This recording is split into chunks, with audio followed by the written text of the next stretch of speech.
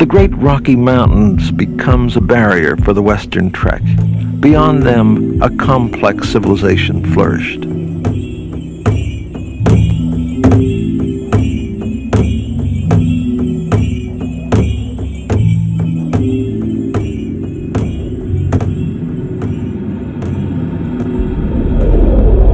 Captain James Cook, an English naval officer and explorer, lands on Vancouver Island in 1778. Captain George Vancouver surveys English Bay, the present site of the city of Vancouver. It is 1792. The intruders are greeted by the inhabitants. Some have said, perhaps that was a mistake. Bill Wilson. The reality is that our hospitality, which is the integral part of our culture, prohibited us from killing them. And they wouldn't have survived without us.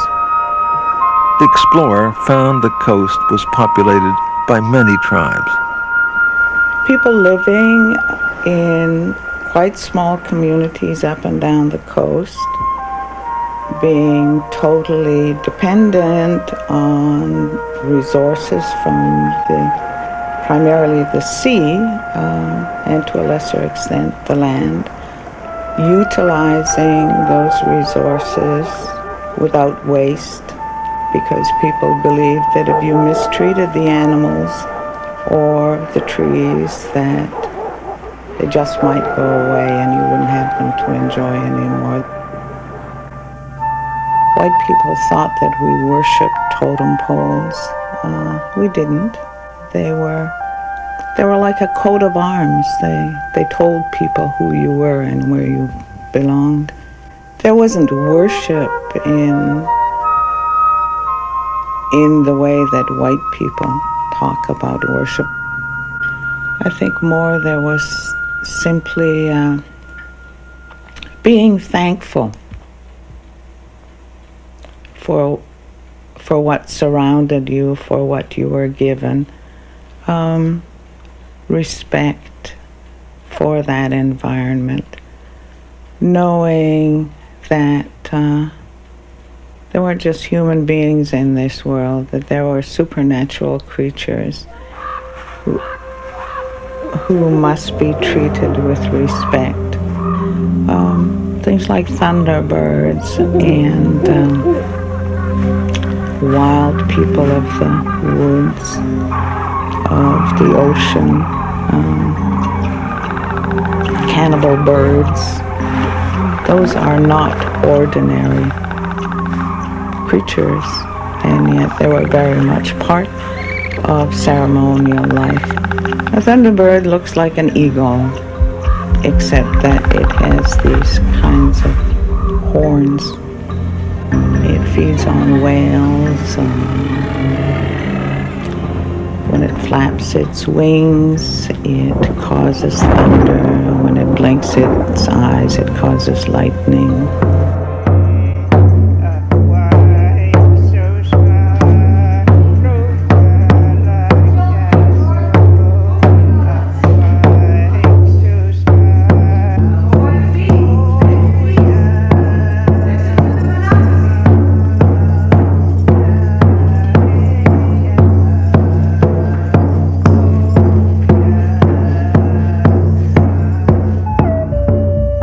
Missionary made his target the unique ceremony of potlatch. The word potlatch is from trade jargon that was used in the early days on this coast, called Chinook, and it means to give. And potlatches were and are given still to mark special occasions, special events, marriage, to mourn the dead, to name children, to celebrate the raising of a pole. Why was potlatch banned? I don't understand that. Basically, I think it was pretty heavy competition for what the missionaries were trying to do. When people were at potlatches for weeks and months, they weren't going to this church. Their children weren't in this school. They were carrying on as they always had.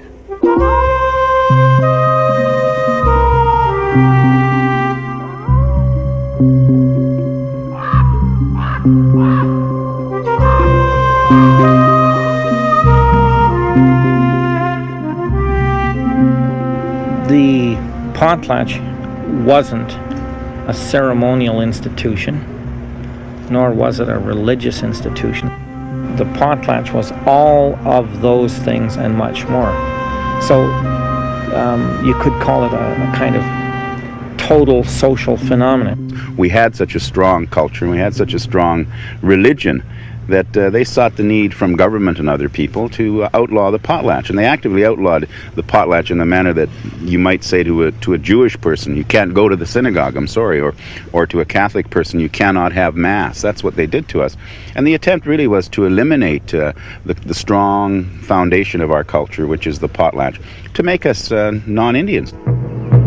I would think there had to be 500,000 or 1 million people here. Now, think about that. That's half the population of the province of British Columbia, most of which was simply eliminated by diseases. Brought on by the white man, of course. Yeah. The common cold apparently killed as many people as smallpox did.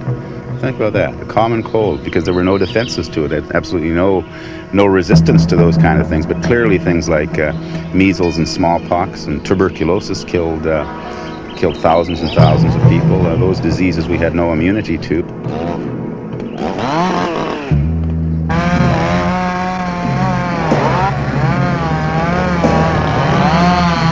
I had my first look at clear cutting on my trip to Vancouver Island, and I wanted very much for you to reflect a little bit about this process of how the wood is cut, how the trees are destroyed. It's very upsetting, especially here. Clear-cut logging has destroyed any kind of grounds for people to think that in fact they live in one of the most beautiful places in the world. That's destroyed. You can't pretend that anymore. And people, of course, in the past had language constructed, ideology constructed, philosophy constructed to support their boastfulness about their home. People felt good about being from this area. People felt good about the fact that there were whales everywhere splashing on beaches, and we have songs that talk about that. There was no physical genocide that was practiced in Canada, as far as I know, in the Western Canada. But they had much more subtle means of destroying the people, and it was as though an invading army came into Vancouver or Toronto or someplace like that and said, you have to give up your churches, which wouldn't be a big thing these days, but would be before, and stop living as an extended family and build individual houses for nuclear family use, and burn all your books and never speak your language again, and every convention by which you governed your life would be forbidden to you, and you had to start in all over again.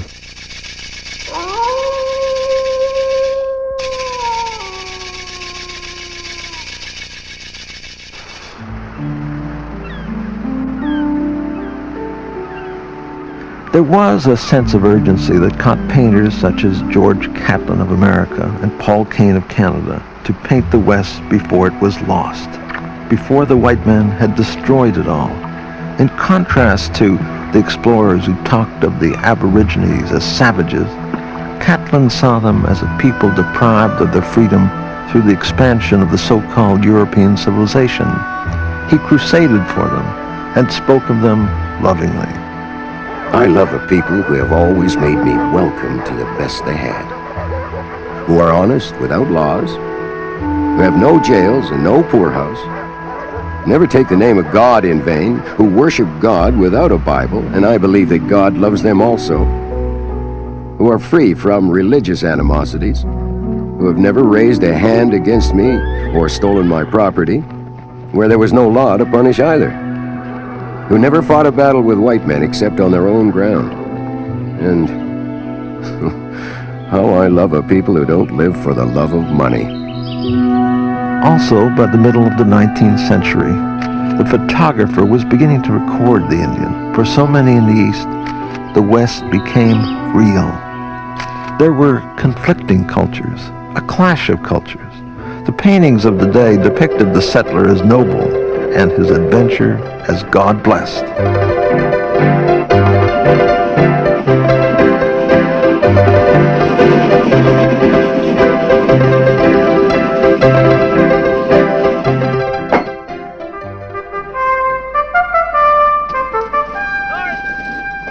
Shortly after Confederation, when John A. Macdonald, in fear of the United States annexing what is now Western Canada, promised to build a railroad westward to British Columbia. And it was as though the government, in their hurry to build this railroad, in a way almost forgot, hey, there's some Indians out there, how are we going to deal with them? And the Indians were kind of in the way of the railroad building. So they ended up signing a whole bunch of treaties with the Indians for promises from the, as a means of getting promises from the Indians that they were not going to interfere with the railroad building. John A. Macdonald. Certainly my mother really liked this painting. For her, I thought that it represented that a period of time which she had to live through, a very difficult period when most of her life was in fact within that period where religion and culture was denied, and so she had to seek alternative lifestyle, and she had to look for jobs and couldn't maintain that traditional lifestyle. But I think she saw me as an opportunity of somebody saying something, being very direct and talking about a position Native people are in and have been in for 100 or 125 years, really. That he didn't understand us, and neither did we understand him. Some Indian chiefs, such as Tecumseh, warned, Where today are the Pequots? Where the Narrangasets, the Mohawks, the Pocanets, and many other once powerful tribes of our people? They have vanished before the avarice and oppression of the white man as a snow before a summer sun. Our civilization is destroyed, or is seriously wounded, and our resistance continues at the same time. We say those things in the fact of being alive. the Indian became game like animals for the new breed of cowboy. Now, instead of them being the hunters, a lot of them became the hunted, particularly in the States. They had a hard time.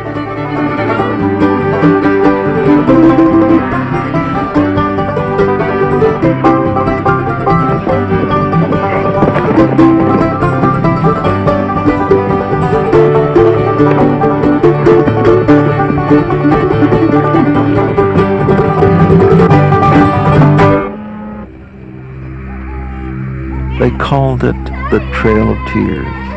Under armed guard, the Indians were herded off their traditional lands. 16,000 Cherokees were moved this way, and as many as a quarter of them died on the journey, and they were dumped into Oklahoma. Every Indian nation in the U.S. certainly has had its own Trail of Tears. All of us in the Southeast, originally from the Southeast, especially the people who are officially called the 5 civilized tribes, which means the other tribes are what? Savages? We were quickly in the way. We were in the way early on. From the 1820s through the 1840s, the 5 civilized tribes of the U.S. Southeast were forcibly removed to Oklahoma Territory with a huge loss of life. Forced marches, as other Indian people later had to do. We were the first to go through it. But we weren't the first to have a Trail of Tears, certainly. Beginning about 1600, every 10 years, we lost half of our population. All Indians on the East Coast. Every 10 years, you lose half of your population. For 300 years. And finally you wind up with not even 98% of your original population. And what that does to you culturally, you don't really recognize. If Canada today lost 98% of its population, or half of its population, or a third of its population, it means losing half of your doctors, half of your teachers, half of your scientists, half of your children. It means a cultural loss, not just a physical loss. That war in the U.S. was more than 200 years long. Constant battling at us, constantly killing us. Some Indian bands were able to fight against overpowering odds of superior gunpowder.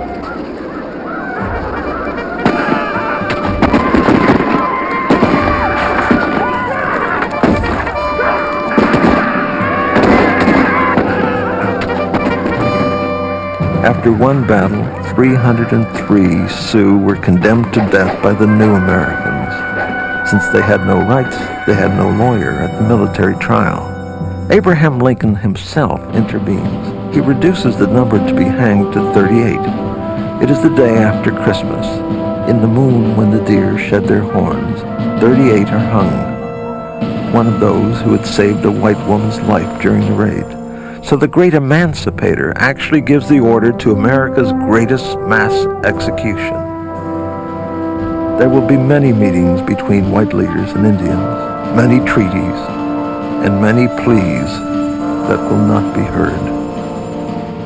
Our people believing that the other side was just and honorable and would respect their own laws, would respect the agreements, were really fooled into that, and that was not a fatal mistake, but a real error in judgment that has cost us dearly.